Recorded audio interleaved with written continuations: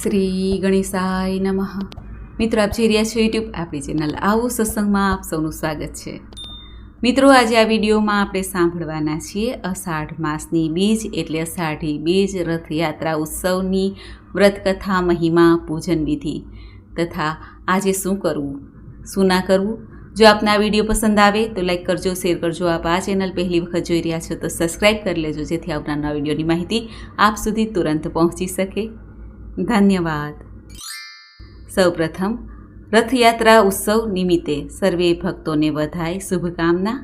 મિત્રો, જગન્નાથજીની જે રથયાત્રાનો ઉત્સવ છે તે ભારતભરમાં ઉજવાય છે. રથયાત્રાને ગુટીચા યાત્રા પણ કહેવાય છે. ખાસ કરીને ઓડિશાના પુરીમાં ધામે ધૂમેથી આ ઉત્સવ મનાવાય છે.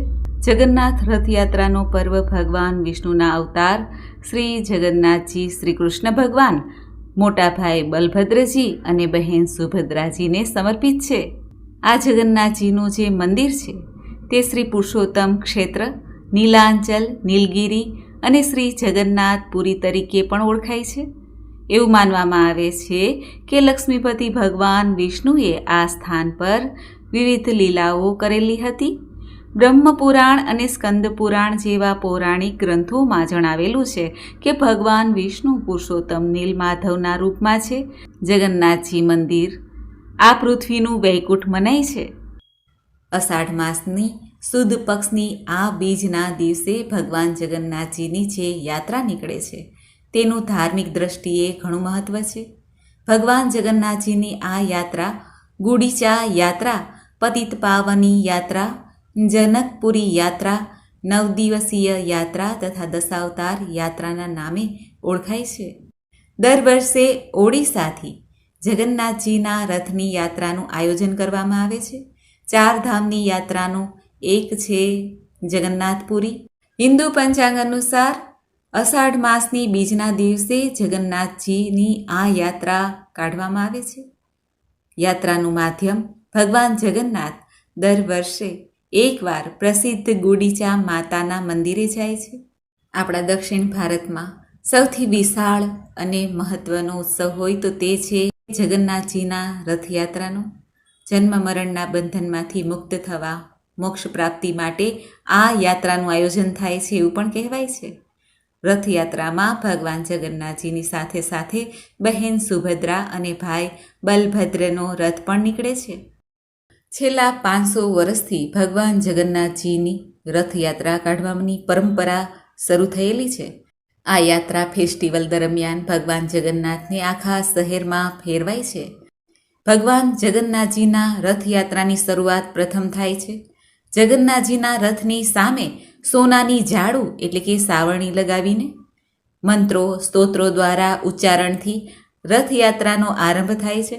ઘણા પરંપરાગત સાધનોના અવાજમાં રથને જાડા દોરડાથી વિશાળ રથ ખેંચવામાં આવે છે. સૌ પ્રથમ બલભદ્રના રથ તાલધ્વજમાં શરૂ કરે છે. તે પછી બહેન સુભદ્રાજીનો રથ શરૂ થાય છે. અંતે જગન્નાથજીના રથને ખૂબ જ શ્રદ્ધાપૂર્વક ભક્તો લોકો ખેંચવાનું શરૂ કરે છે. એવું માનવામાં આવે છે કે જે લોકો રથ સાથે સહકાર કરે છે, રથનું દોરડું ખેંચે છે, તેને મોક્ષ મળે છે. જગન્નાથજીની રથયાત્રા જ્યારે ગુંડીચા મંદિરમાં પહોંચી પૂરી થાય છે. આ જ મંદિર છે જ્યાં વિશ્વકર્માએ 3 દેવી મૂર્તિઓ બનાવી. આ જ એ મંદિર છે જેને ગુંડેચા બાડી પણ કહેવાય છે. ખાસ વાત એ છે કે આ સ્થળને ભગવાનની માસીનું ઘર ગણાય છે. જો રથ સૂર્યાસ્ત સુધી ગુંડીચા મંદિર સુધી પહોંચતું નથી તો પછી તે બીજા દિવસે તેની યાત્રા પૂર્ણ કરે છે. આ મંદિરમાં ભગવાન 1 અઠવાડિયા સુધી રહે છે, જ્યાં તેમની પૂજા કરાય છે. ભગવાનની માસીના ઘરના સ્વાદિષ્ટ પકવાનના ભોગ લગાવાય છે. તે પછી જ્યારે ભગવાન જગન્નાથજી બીમાર પડે છે ત્યારે તેને પથ્યનો ભોગ એટલે કે આયુર્વેદિક કાઢા ઉકાળો પીવડાવવામાં આવે છે, જેનાથી ભગવાન જલ્દી સાજા થઈ જાય.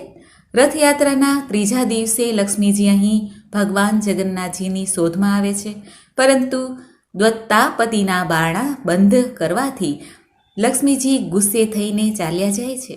ગુસ્સાને લીધે તેમણે રથના પૈડા તોડીને હીરા ગોહિરી શાહી પુરીના એક મોહલ્લા જ્યાં લક્ષ્મીજીનું મંદિર છે, માતા ત્યાં પાછા આવે છે, જેના પછી ભગવાન જગન્નાથજી ત્યાં લક્ષ્મીજીને મનાવવા જાય છે. એમ કહેવાય છે કે તેનાથી માફી માંગવાની સાથે ઘણા પ્રકારના ભેટો આપીને પ્રભુ લક્ષ્મીજીને પ્રસન્ન કરવાનો પ્રયાસ કરે છે. ભગવાન જગન્નાથ દ્વારા દેવી લક્ષ્મીજીને મનાવવા માટે વિજયની પ્રતીક તરીકે આ દિવસને વિજયાદશમી અને વાપસીને બોહતડી ગોચાના રૂપમાં ઉજવાય છે. એવું કહેવાય છે કે 9 દિવસ પૂરા થયા પછી ભગવાન જગન્નાથ પાછા જગન્નાથ મંદિરમાં જાય છે. દરેક વર્ષો આ જ ક્રમ ચાલુ રહે છે. ઋષિઓએ આ દેહને એટલે કે આપણા શરીરને રથ કહ્યો છે. કંસના તેડાથી અક્રૂરજી બાળકૃષ્ણને ગોકુળથી રથમાં બેસાડીને મથુરા લાવ્યા હતા. આ દિવસથી રથયાત્રાનો પ્રારંભ થયો. રથયાત્રા ઉજવવામાં આવે છે. અષાઢ મહિનો ખૂબ જ શુભ છે. ભગવાન શ્રી હરિને ખૂબ જ પ્રિય છે. એવા આ શુભ અષાઢ માસમાં ભગવાન જગન્નાથ તથા બળભદ્રજી અને સુભદ્રાજીનું ષોડશોપચારથી પૂજન કરીને દિવ્ય રથ પર યાત્રા કરાવવામાં વિશેષ મહત્વ ધરાવે છે. જ્યાં જ્યાં ભગવાન જગન્નાથનું મંદિર હશે ત્યાં ત્યાં આ અષાઢી બીજના દિવસે યાત્રા જરૂર નીકળે છે. જે ભક્તો ભગવાનના રથનું દોરડું ખેંચે છે, ભગવાન જગન્નાથ તેના જીવન રથનું દોરડું ખેંચે છે એવું કહેવાય છે. સર્વધર્મ સંભાવથી ભેળા થયેલા ભક્તવૃંદ રથયાત્રામાં ભાગ લે છે, જોડાય છે. ગાડાઓમાં ખેડૂતો વાવણી કરીને ઉમંગ અને આસ્થાપૂર્વક આ અષાઢી બીજનો તહેવાર ઉજવે છે. ઓરિસ્સા ધામમાં આવેલ 4 ધામ પૈકી જગન્નાથપુરી એક પાવન ધામ છે, જ્યાં પરમ સંત ચૈતન્ય મહાપ્રભુજીની ચેતનાનો આવિષ્કાર ઝીલાયો. પુષ્ટિ માર્ગના પ્રણેતા શ્રી વલ્લભાચાર્યજી પણ અહીં પધારેલા છે. અને ગુજરાતના અમદાવાદ અને પાટણ શહેરમાં રથયાત્રાનો મહિમા કંઈક વિશેષ જ જોવા મળે છે. વરસાદના આગમન સાથે ભગવાન જગન્નાથની યાત્રાનો ઉત્સવ મનાવવામાં આવે છે. ઓડિશામાં આવેલ જગન્નાથ મંદિર ભગવાન શ્રી કૃષ્ણના ભક્તો માટે આસ્થાનું પ્રતીક છે, વાસ્તુકલાનું પણ પ્રતીક છે. પુરાણોમાં જગન્નાથપુરીને ધરતીનું વૈકુંઠ કહેવામાં આવ્યું છે. શાસ્ત્રો અનુસાર ભગવાન શ્રી વિષ્ણુએ પુરીમાં ભગવાન શ્રી કૃષ્ણના પુરુષોત્તમ માધવ નીલમણિ તરીકે અવતાર લીધો હતો. અષાઢી બીજના દિવસે ભક્તો વ્રત ઉપવાસ કરીને ભગવાન શ્રી નારાયણની આરાધના કરે છે. અષાઢી બીજના વ્રતનું પણ ઘણો મહિમા છે. અષાઢી બીજનું જે ભક્તો વ્રત કરે છે, ઉપવાસ કરે છે, તે અક્રોધી અને વૈરાગ્યવાન થાય છે. તમામ વેરી એટલે કે શત્રુ બાધા નષ્ટ થાય છે. પુત્ર પરિવાર સાથે ભગવત ભક્તિ પ્રાપ્ત થાય છે. અષાઢી બીજના દિવસે જે રથયાત્રા યોજાય છે તે શું છે તે વિશે પણ આપણે જાણીએ. રથયાત્રા એટલે અષાઢ સુદ બીજનો દિવસ. આ દિવસે પ્રભાત કાળે સ્નાનાદિથી પરવારીને જગન્નાથ પ્રભુ સમક્ષ ઘીનો દીપ પ્રગટાવીને બાફેલા મગનો નૈવેદ્ય ધરાવવો જોઈએ. મહાપ્રભુ જગન્નાથજીના મંત્ર જાપ બંને તેટલા વધુ કરી અને સાધક પોતાની મનોકામના મહાપ્રભુજી સમક્ષ રાખે. આ દિવસનું ઘણું મહત્વ છે. ભગવાન શ્રી કૃષ્ણના ભક્તો, શ્રી હરિના ભક્તો ખૂબ જ ઉત્સાહભેર આ અષાઢી બીજનો તહેવાર ઉજવે છે. હવે આપણે જાણીએ કે જગન્નાથપુરીમાં રથયાત્રા જે નીકળે છે તેનો ઉદ્દેશ્ય શું હતો, શાસ્ત્રમાં શું વર્ણિત છે, શા માટે રથયાત્રા નીકળે છે. જગન્નાથજીની રથયાત્રા દર વર્ષે અષાઢી બીજના દિવસે નીકળે છે, જે શુક્લ પક્ષની 11ના દિવસે પૂરો થાય છે. આ દરમિયાન પુરીમાં લાખોની સંખ્યામાં લોકો પહોંચે છે. આ મહા આયોજનમાં હિસ્સો બને છે. આ દિવસે ભગવાન શ્રી કૃષ્ણ તેમના મોટા ભાઈ બલરામજી અને બહેન સુભદ્રાજીને રથોમાં બેસાડીને ગુડીચા મંદિર સુધી લઈ જવામાં આવે છે. ત્રણેય રથોને ભવ્ય રીતે સજાવવામાં આવે છે, જેની તૈયારીઓ મહિના પહેલાં જ શરૂ કરી દેવામાં આવે છે. રથયાત્રા સાથે ઘણી બધી કથાઓ જોડાયેલી છે, જેને કારણે આ મહોત્સવનું આયોજન થાય છે તે પણ આપણે જાણીએ. અમુક લોકોનું માનવું છે કે શ્રી કૃષ્ણના બહેન સુભદ્રાજી પિયર આવે છે અને તેમના ભાઈઓ સમક્ષ નગર ભ્રમણ કરવાની ઈચ્છા વ્યક્ત કરે છે. ત્યારે ભગવાન શ્રી કૃષ્ણ પોતાના મોટા ભાઈ બલરામ સાથે બહેન સુભદ્રાજી સાથે રથમાં બેસીને નગરચર્યા નીકળે છે. ત્યારબાદ જ રથયાત્રાનો પર્વ શરૂ થયો.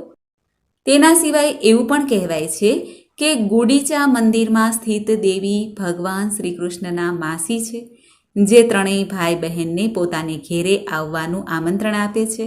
એટલે ભગવાન શ્રી કૃષ્ણ ભાઈ બલરામ અને બહેન સુભદ્રાજી સાથે માસીના ઘેરે 10 દિવસ રહેવા જાય છે. અને ઘણી જગ્યાએ એવી પણ કથા છે કે શ્રી કૃષ્ણના મામા કંસ તેમને મથુરા બોલાવે છે. તેના માટે કંસ ગોકુળમાં સારથી સાથે રથ મોકલાવે છે. અક્રૂરજી દ્વારા ભગવાન શ્રી કૃષ્ણને લેવા તેડવા માટે બોલાવવામાં આવે છે. ભગવાન તેમના ભાઈ બહેન સાથે રથમાં બેસીને મથુરા જાય છે. એટલે ત્યારબાદ જ રથયાત્રાનું શરૂઆત થઈ છે. અમુક લોકો એવું પણ માને છે કે આ દિવસે ભગવાન શ્રી કૃષ્ણ કંસનો વધ કરીને ભાઈ બહેન સાથે મથુરામાં પ્રજાને દર્શન આપવા નીકળે છે.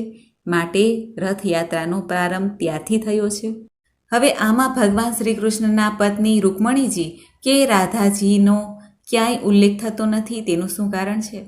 પૌરાણિક કથા અનુસાર ભગવાન શ્રી કૃષ્ણ પોતાના મહેલમાં સૂતા હતા ત્યારે અચાનક જ ભગવાન શ્રી કૃષ્ણએ રાધા નામનું ઉચ્ચારણ કર્યું. રૂકમણીજી પણ ત્યાં જ કક્ષમાં જ હતા. ત્યારે રૂકમણીજીએ રાધાજીનું નામ સાંભળીને ઘણું આશ્ચર્ય થયું. ત્યારે ભગવાન શ્રી કૃષ્ણની બધી રાણીઓએ માતા રોહિણીજી પાસે જઈને ફરિયાદ કરી કે હે માતા, અમે પ્રભુની આટલી સેવા કરીએ છીએ, છતાં પ્રભુ તે રાધાજીને શા માટે યાદ કરે છે? ત્યારે રોહિણીજીએ રાધાજીના સુંદર કથા લીલાનું વર્ણન કરવા માટે કથા સંભળાવવાનું શરૂ કર્યું, પરંતુ શરત મૂકી કે જ્યાં સુધી હું કથા ન પૂર્ણ કરું ત્યાં સુધી કોઈ અંદર આવે નહીં. ત્યારે રાણીઓએ આ શરત માની અને દરવાજા પર શ્રી કૃષ્ણના બહેન સુભદ્રાજીને ઊભા રાખી દીધા. માતા રોહિણીએ રૂકમણીજી સહિત અન્ય રાણીઓને શ્રી કૃષ્ણ અને રાધાજીની લીલા કથા સંભળાવવાનું શરૂ કર્યું. ત્યારે સુભદ્રાજીએ જોયું કે બલરામજી અને શ્રી કૃષ્ણ માતાના આ રૂમ સુધી ચાલીને આવી રહ્યા છે. ત્યારે સુભદ્રાજીએ આ બંને ભાઈઓને ત્યાં જ રોક્યા અને ત્યાં જ ઊભા રહેવાની આજ્ઞા પણ આપી.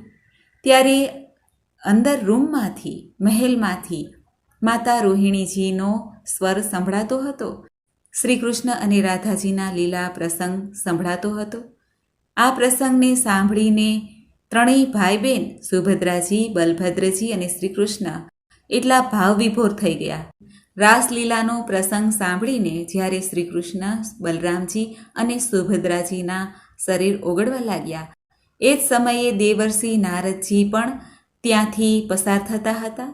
ત્યારે નારદજીએ ભગવાનના આ સ્વરૂપના દર્શન કરીને અભિભૂત થયા.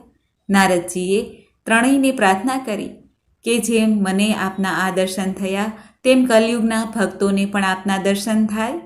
એ માટે હે પ્રભુ, આપ ફરી આપના આ સ્વરૂપમાં દર્શન આપો. ત્યારે ભગવાને નારદજીની વાત માની લીધી. આ જ કારણે ભગવાન જગન્નાથજીને જ શ્રી કૃષ્ણ અને રાધાજીનું સ્વરૂપ માનવામાં આવે છે. ભાઈ બલભદ્રજી અને સુભદ્રાની અધૂરી લાકડીની જે મૂર્તિ છે, પ્રતિમા છે, તેની સાથે રથયાત્રાની પરંપરા શરૂ થઈ છે. આ ઉપરાંત એક બીજી કથા પણ છે. શા માટે ભગવાન જગન્નાથજીની મૂર્તિ અધૂરી જ છે? કહેવાય છે કે માધવ દેશના રાજા ઇન્દ્રદ્યુમ્ન હતા. ભગવાન જગન્નાથના પરમ ભક્ત હતા. એક દિવસ રાજા જ્યારે નીલાંચલ પર્વત પર ગયા ત્યારે દેવ પ્રતિમાના દર્શન ન થયા. ત્યારે આકાશવાણી થઈ, શીઘ્ર જ ભગવાન જગન્નાથજીની મૂર્તિનું રૂપ ધરતી પર પ્રગટ થશે.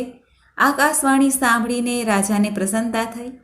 થોડા દિવસો પછી રાજા જગન્નાથપુરીના સમુદ્ર તટ પર ફરવા નીકળ્યા.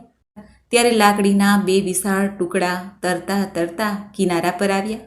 રાજાએ તે લાકડીને બહાર કઢાવી અને વિચાર્યું કે આ લાકડીમાંથી ભગવાનની મૂર્તિ બનાવવામાં આવે. ભગવાનની આજ્ઞા સમજીને દેવતાઓએ પણ શિલ્પી વિશ્વકર્માને રાજા પાસે મોકલ્યા. ત્યારે આ લાકડીમાંથી ભગવાનની મૂર્તિ બનાવવા માટે રાજાએ આગ્રહ કર્યો. રાજાની વાત સાંભળીને વિશ્વકર્માએ પણ હા કીધી, પરંતુ એક શરત રાખી કે જ્યાં સુધી મૂર્તિનું નિર્માણ ન થાય ત્યાં સુધી પોતે એકાંતમાં જ રહેશે, ઓરડામાં કોઈ આવે નહીં, નહીંતર કામને અધૂરું છોડીને, મૂર્તિને અધૂરી છોડીને પોતે ચાલ્યા જશે. રાજાએ શરત માની વિશ્વકર્માએ ગુડીચા નામક સ્થાન પર મૂર્તિ બનાવવાનું આરંભ કર્યું. ભગવાનની મૂર્તિ બનાવતા બનાવતા જ્યારે વિશ્વકર્માને ઘણો સમય લાગ્યો ત્યારે ઉત્સુકતાવશ રાજા ઇન્દ્રધૂમે વિશ્વકર્માને મળવાનું વિચાર્યું અને રાજાએ ઓરડો ખોલ્યો. જ્યારે વિશ્વકર્માએ જોયું કે રાજા શરતને ભૂલ્યા છે ત્યારે તુરંત જ વિશ્વકર્મા ત્યાંથી અંતર્ધ્યાન થઈ ગયા. ભગવાન જગન્નાથ, બલભદ્રજી અને સુભદ્રાજીની મૂર્તિ એટલા માટે જ અધૂરી રહી ગઈ. આ જોઈને રાજાને ઘણું દુઃખ થયું, પરંતુ ત્યારે જ આકાશવાણી થઈ, ભગવાન આ જ રૂપમાં સ્થાપિત થશે. જ્યારે રાજા ઇન્દ્રધૂમને વિશાળ મંદિર બનાવીને આ ત્રણેય મૂર્તિને ત્યાં જ સ્થાપિત કરી દીધી. કથા અનુસાર ભગવાન જગન્નાથજી વારંવાર રાજા ઇન્દ્રધૂમને દર્શન આપીને દર વર્ષે એકવાર જન્મભૂમિ એટલે કે ગુડીચા અવશ્ય જશે એવી આજ્ઞા આપી. સ્કંદ પુરાણ અનુસાર રાજા ઇન્દ્રધૂમે અષાઢ શુક્લ પક્ષની દ્વિતીયાના દિવસે પ્રભુને તેમની જન્મભૂમિ જવા માટે વ્યવસ્થા કરી. ત્યારથી જ પરંપરા થઈ છે રથયાત્રાની. એક અન્ય મત અનુસાર સુભદ્રાજીને દ્વારિકા દર્શનની ઈચ્છા હતી. ભગવાન શ્રી કૃષ્ણ અને બલરામજી પણ અલગ અલગ રથમાં બેઠા. સુભદ્રાજી નગર યાત્રાની સ્મૃતિમાં પણ આ રથયાત્રાનું આયોજન કરવામાં આવે છે. આમ આ રથયાત્રાનો ઘણો મહિમા છે. આખા દેશમાં જ નહીં, વિદેશોમાંથી પણ ભક્તો જગન્નાથજીના રથના દર્શન કરવા આવે છે. કહેવાય છે કે જે વ્યક્તિ આ રથયાત્રામાં સંમિલિત થાય છે, રથ ભગવાનનો ખેંચે છે, દોરડા ખેંચે છે, તેને ફરી જન્મ લેવો પડતો નથી, એટલે કે મુક્તિ મળે છે, ભવસાગર પાર ઉતરી જાય છે. તેને 100 યજ્ઞ બરાબરનું પુણ્ય પણ પ્રાપ્ત થાય છે. ભગવાન જગન્નાથજી તથા બલભદ્ર અને સુભદ્રાજીના રથમાં અમુક વસ્તુની ધ્યાન પણ રાખવામાં આવે છે. જેમ કે રથમાં નારિયેળની લાકડીનો ઉપયોગ કરવામાં આવે છે. અન્ય લાકડી હલકી હોય છે, જેમાં આસાનીથી ખેંચી શકાતું નથી, અને એટલા માટે જ આ ત્રણેય રથોનું નામ પણ અલગ અલગ છે. રથ તૈયાર થાય પછી પૂજા કરીને પુરીમાં રાજાની પાલકી આવે છે. આ પૂજા અનુષ્ઠાનને છર પહનરા નામથી જાણવામાં આવે છે. આ ત્રણેય રથમાં વિવિધ રીતે પૂજા કરવામાં આવે છે. સોનાની ઝાડુથી, સાવરણીથી રથ મંડપ અને યાત્રા વાળવામાં આવે છે, સાફ કરવામાં આવે છે. ત્યાંના રાજા દ્વારા પરંપરા એવી જ રહી છે.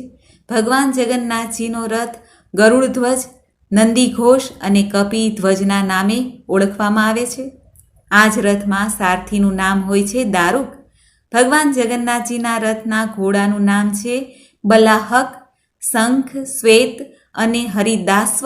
ભગવાનનો રથ સફેદ હોય છે. રથના રક્ષક પક્ષીરાજ ગરુડ છે.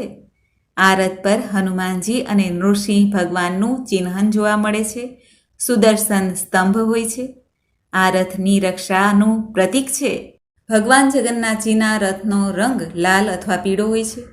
તે અન્ય રથોના આકારમાં થોડો મોટો હોય છે.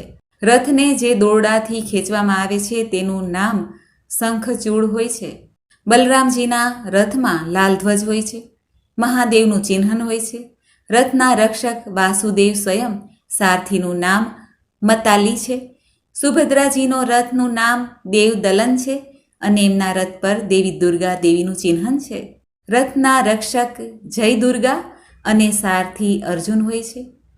આ ત્રણેય રથમાં ખીલી કે કાંટાનો ઉપયોગ થતો નથી, ત્યાં સુધી કે કોઈ ધાતુનો ઉપયોગ પણ થતો નથી. સ્કંદ પુરાણ અનુસાર જે વ્યક્તિ રથયાત્રામાં સામેલ થાય છે તેના સર્વે કષ્ટો મટે છે. મિત્રો, તો આપણે સાંભળી ભગવાન જગન્નાથજીની રથયાત્રાના મહિમા વિશે તથા ભગવાન જગન્નાથજીના આ ઉત્સવની માહિતી પણ જાણી. મને આશા છે કે આપને આ વિડીયો જરૂર પસંદ આવ્યો હશે. જગન્નાથપુરીનું મંદિર અષ્ટરેખા કોણમાં આવેલું છે.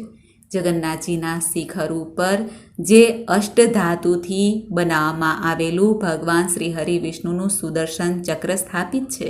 આ સુદર્શન ચક્રની ખાસ વાત એ છે કે આ પુરીના જે ધામમાંથી ગમે ત્યાંથી તમે મંદિરના શિખર ઉપર દર્શન કરો તો એ ચક્ર તમારી સામે જ હોય એવી જ રીતે દર્શન થાય છે, જે ખૂબ જ સુંદર છે અને ચમત્કારિક પણ છે. કોઈ પણ દિશામાંથી આ ચક્રના દર્શન કરીએ ત્યારે આ ચક્ર આખું જ દર્શન થાય છે. અષ્ટધાતુથી નિર્મિત આ ચક્રને નીલ ચક્ર પણ કહેવાય છે. આ ચક્રના દર્શન પણ શુભ માનવામાં આવે છે. જગન્નાથપુરીના મંદિરમાં એક બીજું પણ આશ્ચર્ય છે. જગન્નાથપુરીનું મુખ્ય મંદિરની જે ધજા પતાકા લહેરાય છે તે પવનની ઉલટી દિશામાં જ લહેરાય છે. આ આશ્ચર્યની વાત છે. જે દિશામાંથી પવન ફૂંકાય છે તેની સામે જ ધજા લહેરાય છે. આવું શા માટે થાય છે? આ એક રહસ્ય છે. આ મંદિરની અદ્ભુત વાત બીજી એ છે કે મંદિરની ધજા પતાકા બદલવા માટે એક પૂજારી 45 શિખર ચડીને એ પાછું ઉલટા ચડીને અને આ ધજાને નિત્ય બદલે છે. જગન્નાથપુરીનું બીજું આશ્ચર્ય એ છે કે જગન્નાથપુરીનું જે મંદિરનું શિખર છે તે દિવસે તેનો પડછાયો પણ ક્યાંય દેખાતો નથી. આ વિજ્ઞાનને એક ચુનૌતી આ મંદિરની શિખર દઈ રહી છે. આમ જોઈ તો મંદિરના શિખર ઉપર પક્ષીઓ બેઠા જ હોય છે અથવા તો પક્ષી ઉડતા પણ હોય છે, પરંતુ જગન્નાથપુરીનું મંદિર આ બાબતમાં કંઈક અનન્ય છે. જગન્નાથપુરીના મંદિર ઉપર કોઈ પક્ષી બેસતા પણ નથી અને જગન્નાથપુરીના આ મંદિરના શિખર ઉપરથી કોઈ પક્ષી ઉડીને જતા પણ નથી. જગન્નાથપુરીમાં જે રસોઈ થાય છે તે કહેવાય છે કે દુનિયાની સૌથી મોટી રસોઈ છે. એક સાથે 500થી 600 રસોઈયા અને 300થી 400 સહકર્મચારી સહિત રસોઈ તૈયાર કરે છે અને ભગવાનનો આ મહાપ્રસાદ બને છે. જગન્નાથપુરીમાં પ્રસાદ પકાવવા માટે 7 બર્તન એક ઉપર એક એવી રીતે હાંડી રાખવામાં આવે છે. અને આશ્ચર્યની વાત તો એ છે કે જે ચૂલા નજીક અગ્નિથી જે બર્તન સટેલું હોય છે તેના કરતાં પણ સૌથી ઉપરનું એટલે કે 7મું બર્તન હોય છે ત્યાં પ્રસાદ વહેલો પાકી જાય છે. જગન્નાથપુરીમાં માટીના બર્તનમાં જ રસોઈ બનાવવામાં આવે છે, પ્રસાદ બનાવવામાં આવે છે.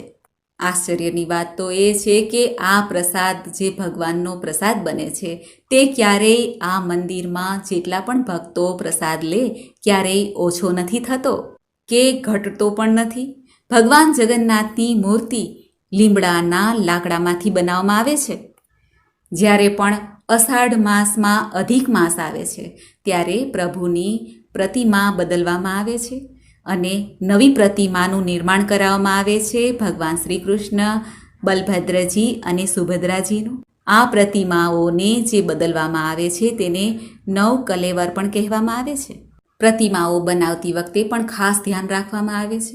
જેમ કે ભગવાન શ્રી કૃષ્ણનું શ્યામ સ્વરૂપ છે માટે એવા જ લીમડાના વૃક્ષનું ચુનાવ થાય છે અને લીમડાનું વૃક્ષ કાપતી પહેલાં પણ નાનો એવો હવન કરવામાં આવે છે. ત્યારબાદ જ વૃક્ષને કાપવામાં આવે છે અને એમાંથી ભગવાનની પ્રતિમા બનાવવામાં આવે છે. પૂરી વિધિ વિધાનથી આ કાર્ય થાય છે. જગન્નાથપુરીમાં ભગવાનના રથ બનાવવા માટે રથનું નિર્માણ વસંત પંચમીથી થાય છે. લાકડાનો ચુનાવ પણ ત્યારથી થાય છે અને રથનું નિર્માણનો પ્રારંભ અક્ષય તૃતીયાથી થાય છે. આ ત્રણેય રથ લીમડાના લાકડામાંથી બનાવવામાં આવે છે. વિશ્વકર્મા સમુદાયના લોકો ઘણી પેઢીઓથી આ રથનું નિર્માણ કરતા આવ્યા છે. અષાઢી બીજના દિવસે ઢોલ નગારા શંખધ્વનિ સાથે આ રથયાત્રા નીકળે છે અને ખૂબ જ ઉત્સાહથી આ રથયાત્રા આ ઉત્સવ મનાવવામાં આવે છે અને ભક્તો ખૂબ જ આનંદથી ભગવાનના રથને હંકારે છે અને ભવોભવના દુઃખો કષ્ટો મટી જાય છે. ભગવાન શ્રી કૃષ્ણ જગન્નાથ ભગવાન સૌ ભક્તો ઉપર કૃપા દર્શાવે છે. આ રથયાત્રાના દિવસે ઘરમાં ચૂલા પણ સળગાવવામાં આવતા નથી. કહેવાય છે કે આખા જગન્નાથપુરીમાં ભગવાનની રથયાત્રા જ્યારે નીકળે છે ત્યારે ભક્તો આ રથયાત્રાના દર્શન કરવા માટે ઘરની બહાર નીકળી જાય છે અને મહાપ્રસાદનો આનંદ લે છે. રથયાત્રા દરમિયાન કોઈ પણ જાતિ ભેદ અહીં જોવા મળતો નથી. સમુદ્ર કિનારે આવેલ આસ્થાનું પ્રતીક એવું આ જગન્નાથપુરીનો આ ભવ્ય ઉત્સવ જે અષાઢી બીજનો ઉત્સવ છે તે આખી દુનિયામાં આવો ઉત્સવ ક્યાંય જોવા મળતો નથી.